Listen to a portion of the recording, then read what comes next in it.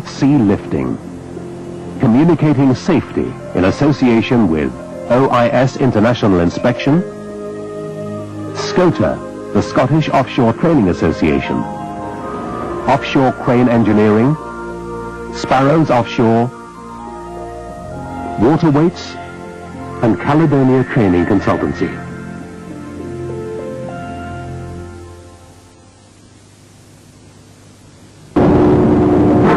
One of the best things about having a full-time job is that you really appreciate the time off when it comes, and the chance to do the things you enjoy doing. Whatever it is, golf, shooting, fishing, model making, restoring old cars, or playing a musical instrument, you need your hands and fingers. So the last thing you want is to injure them in any way.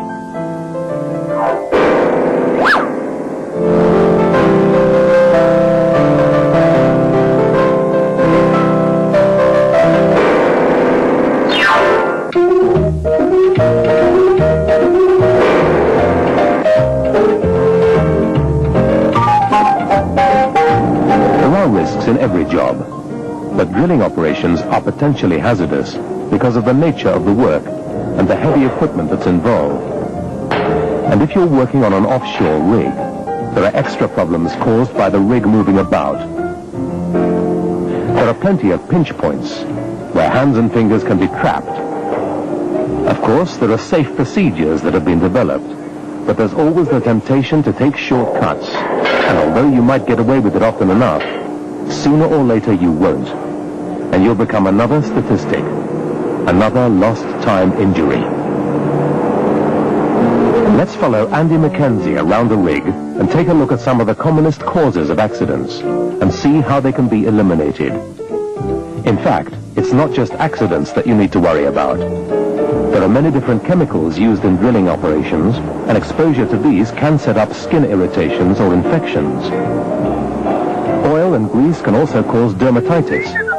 So before you start any job, you should always apply a barrier cream.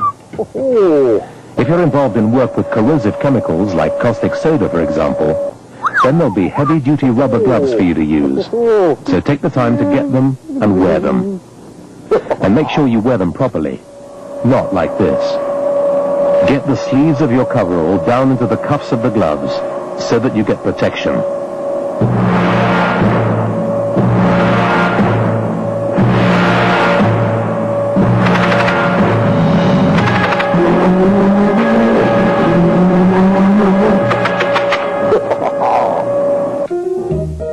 Don't think you can use the ordinary polka dot gloves or rigger's gloves. They're no protection against the corrosive chemical. Use the right ones. For specialized jobs, there are other types of glove. Heavy-duty leather for welding, or dielectric gloves for electricians.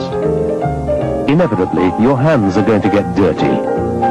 Don't be tempted to use any chemicals, for example, industrial cleaning fluid, paint thinners, or petroleum spirit to get the dirt off.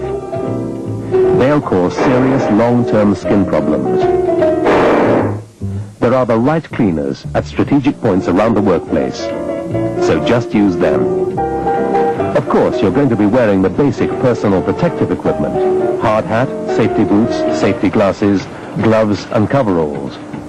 But always make sure that your coveralls are neat and tidy, with no torn flaps that can get caught up in machinery. You're really asking for trouble with flapping shirt cuffs or folded up sleeves on your coveralls. And there's another point. No matter how much you're attached to it, you mustn't wear any jewelry while you're working, especially rings or bracelets. In fact, this is so dangerous that company policy forbids it. A ring can easily catch on moving machinery, and your finger can be torn off before you can do anything about it. If your finger gets crushed, a ring will get crushed as well, driving into your finger and constricting the tissue so that often amputation is the only option. A bracelet snagged on a machine can drag your whole hand and arm into it, with obvious consequences.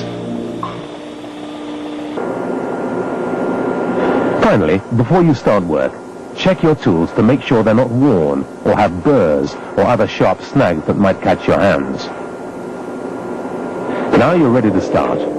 But remember, a drill floor is not the friendliest place to work in. You've got to keep your wits about you all the time.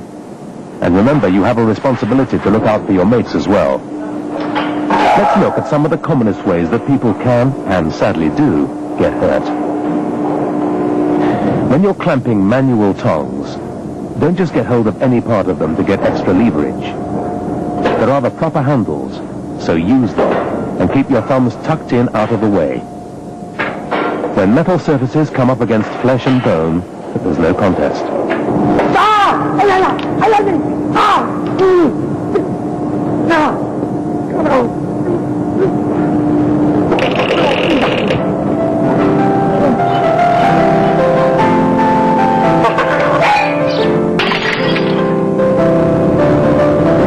Moving heavy equipment around gives plenty of chances to get your hands and fingers cracked, especially if you're trying to speed things up and cut corners.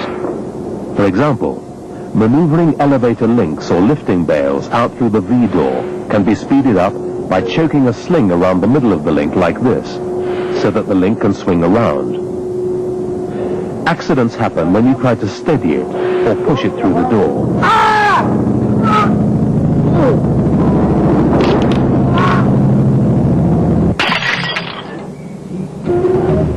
The right way is to thread a sling through one of the eyes and attach it to the main lifting winch.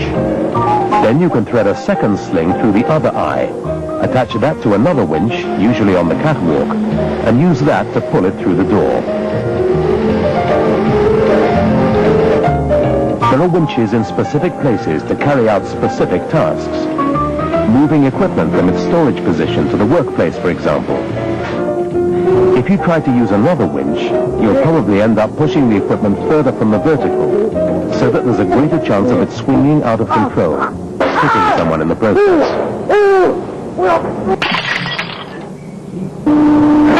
And while we're on winches, never try to guide the wire onto the drum with your hands. You could end up with friction burns. A broken piece of wire could snag and cut you, and at worst, it could pull your hand and arm onto the drum. It's such a dangerous thing to do that it's hard to believe that anyone would. But they do. The statistics are there. Machinery has to be maintained, of course, but before starting any work on a machine, you must make sure it's properly isolated. Just switching it off isn't enough. Someone else could come along and switch it on with your hands still inside, so that you might be electrocuted or lose some fingers as it restarts.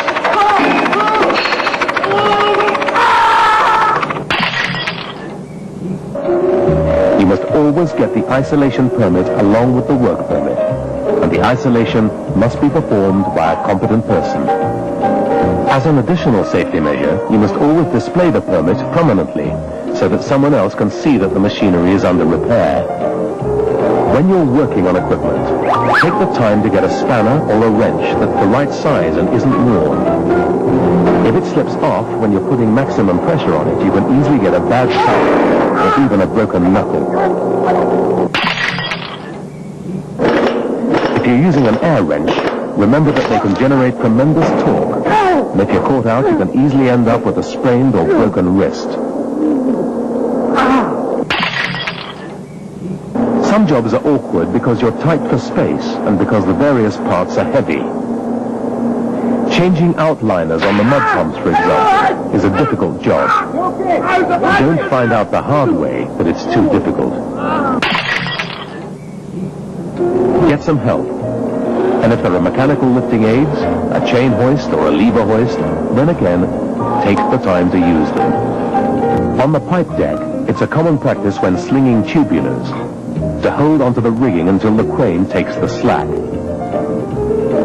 You should try not to do this, but if you have to, be very careful to make sure that your hands or fingers don't end up trapped between the slings and the load.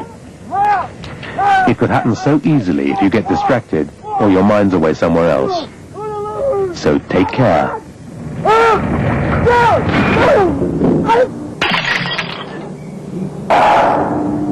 When you're racking drill pipe, you're going to be fully aware of the risks to your hands, but don't forget your feet. If the string lands early, your toes and feet could get crushed.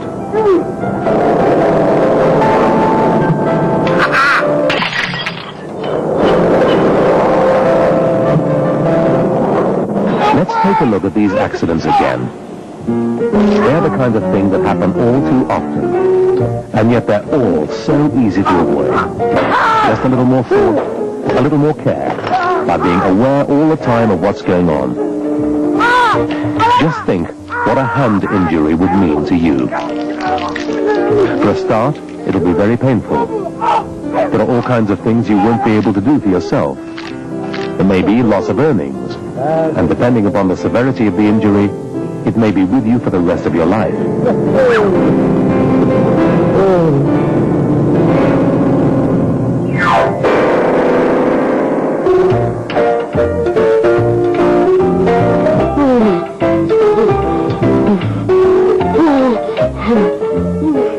On this occasion, Andy's getting a second chance. But in the real world, you won't.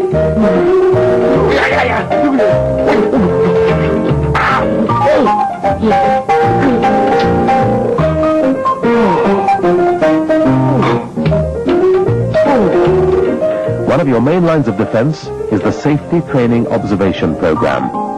Stop. Think about how you've done a job in the past. Think about how you're going to do it now. And then think about how it should be done to do it safely. Always be prepared to question. What could happen during the job?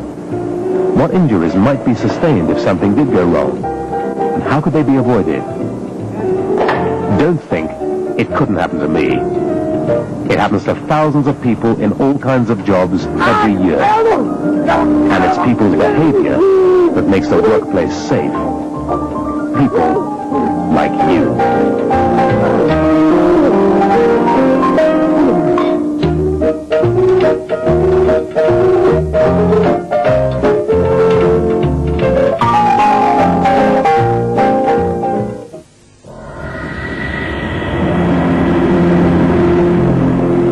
North Sea Lifting offers a complete range of safety awareness packages.